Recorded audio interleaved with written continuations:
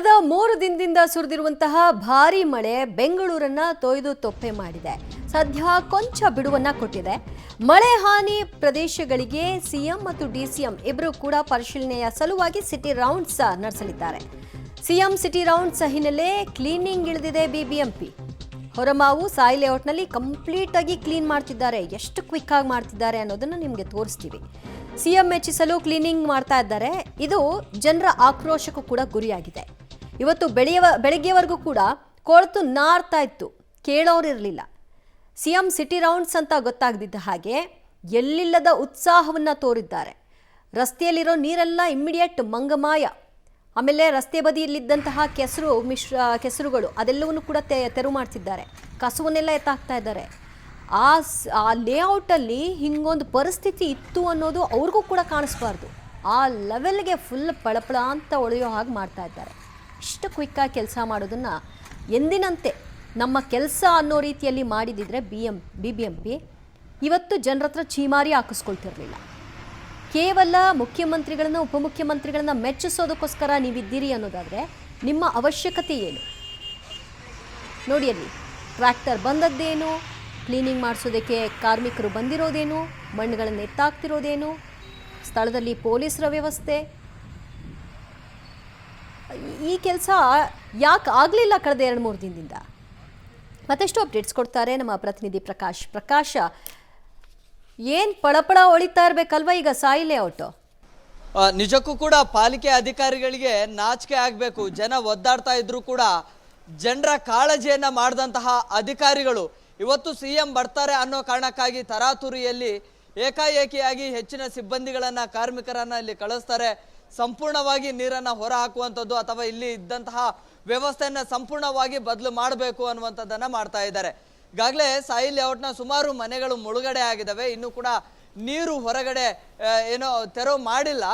ಈಗ ತಕ್ಷಣಕ್ಕೆ ತುರ್ತಾಗಿ ಎಲ್ಲ ಮನೆಗಳಲ್ಲಿ ನಿಂತಹ ನೀರನ್ನ ಈಗ ತೆರವು ಮಾಡೋದಕ್ಕೆ ಅಧಿಕಾರಿಗಳು ಕಾರ್ಮಿಕರನ್ನ ಕಳಿಸಿದ್ದಾರೆ, ಸೂಚನೆಯನ್ನ ಕೊಟ್ಟಿದ್ದಾರೆ. ಸೊ ಹೀಗಾಗಿ 3-4 ಪಂಪ್ ಸೆಟ್ಗಳ ಮೂಲಕವಾಗಿ ಈಗ ನೀರನ್ನ ತೆರವು ಮಾಡುವಂತ ಕೆಲಸ ಕೂಡ ಆಗ್ತಾ ಇದೆ. ಈಗಾಗಲೇ SDRF ತಂಡದವರು ಜೊತೆಗೆ ಒಂದಿಷ್ಟು ಬಿಬಿಎಂಪಿಯ ಸಿಬ್ಬಂದಿಗಳು ಕೂಡ ಈ ಒಂದು ತೆರವು ಕಾರ್ಯಾಚರಣೆಯಲ್ಲಿ ಕೂಡ ಇದ್ದಾರೆ. ಜೊತೆಗೆ ನಾವು ಸಮರ್ಪಕವಾಗಿ ಜನರ ಬಗ್ಗೆ ಕಾಳಜಿಯನ್ನ ಹೊಂದಿದ್ದೀವಿ, ಜನರನ್ನ ಸುರಕ್ಷಿತ ಸ್ಥಳಗಳಿಗೆ ಕಳಿಸಿದ್ದೀವಿ ಅನ್ನುವಂಥದ್ದನ್ನ ತೋರ್ಪಡಿಸ್ಕೋಬೇಕಲ್ಲ. ಆ ಕಾರಣಕ್ಕಾಗಿ ಒಂದಿಷ್ಟು ಬೋಟ್ಗಳನ್ನ ಶೋ ಆಫ್ಗೆ ಅಂತೇಳಿ ಆರಂಭದಲ್ಲೇ ಇಟ್ಟಿದ್ದಾರೆ. ಸೊ ಇದ್ರ ಮೂಲಕವಾಗಿ ನಾವು ರಕ್ಷಣೆಯನ್ನ ಮಾಡಿದ್ದೀವಿ, ಅವ್ರನ್ನ ಸೇಫ್ ಜಾಗಗಳಿಗೆ ಕಳಿಸಿದ್ದೀವಿ ಅಂತ ಹೇಳಿ. ನೋಡಿ, ಈ ಜಾಗದಲ್ಲಿ ಕೂಡ ಸುಮಾರು ಮನೆಗಳಿಗೆ ನೀರು ನುಗ್ಗಿತ್ತು. ಇನ್ನೂ ಕೂಡ ಆ ಮನೆಯ ಮುಂದಿರುವಂತಹ ರಸ್ತೆಗಳಲ್ಲಿ ನೀರು ಕಡಿಮೆ ಆಗಿಲ್ಲ. ಇನ್ನೂ ಕೂಡ ಆ ಕೊಳಚೆ ನೀರು ಹಾಗೆ ಇದೆ.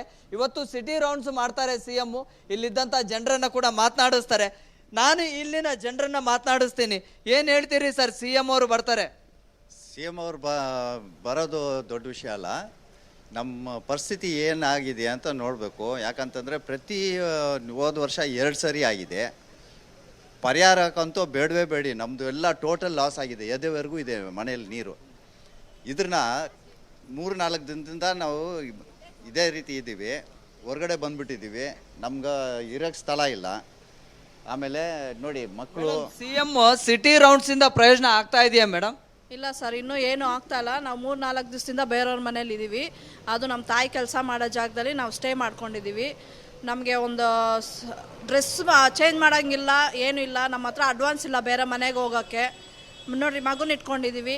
ಮಗುನ ಇಟ್ಕೊಂಡು ಔಷಧಿ ಪಡ್ತಾ ಇದ್ದೀವಿ. ಸಿಎಂ ಬರ್ತಾರೆ ಅಂತ ಹೇಳ್ತಿದ್ದಂಗೆ ಇವತ್ತು ನೀರನ್ನ ಕಂಪ್ಲೀಟ್ ಆಗಿ ಹೊರ ಹಾಕಬೇಕು ಅಂತೇಳಿ ಸುಮಾರು ಜನ ಬಂದಿದ್ದಾರೆ. ಟ್ರ್ಯಾಕ್ಟರ್ಗಳು ಬಂದಿದ್ದಾವೆ. 3-4 ದಿನ ಆಯ್ತು, ಯಾರು ಬಂದೇ ಇರಲಿಲ್ಲ. ಅಷ್ಟೊಂದು ಕೇರು ಕೂಡ ಮಾಡ್ತಾ ಇರಲಿಲ್ಲ. ಹೌದು, ಯಾರೂ ಇರಲಿಲ್ಲ.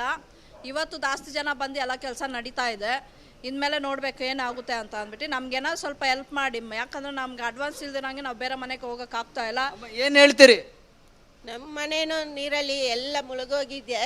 ಬಟ್ಟೆನೂ ತಗೊಂಡು ಬಂದಿಲ್ಲ ನಾವು ಹಾಕೋಕ್ಕೆ. ಒಂದೇ ಬಟ್ಟೆಲಿ 5 ದಿವಸದಿಂದ ಹಂಗೆ ಇದ್ದೀವಿ ನಾವು. ಮಲ್ಕೋಕ್ಕೆ ಜಾಗನೂ ಇಲ್ಲ ನಮಗೆ.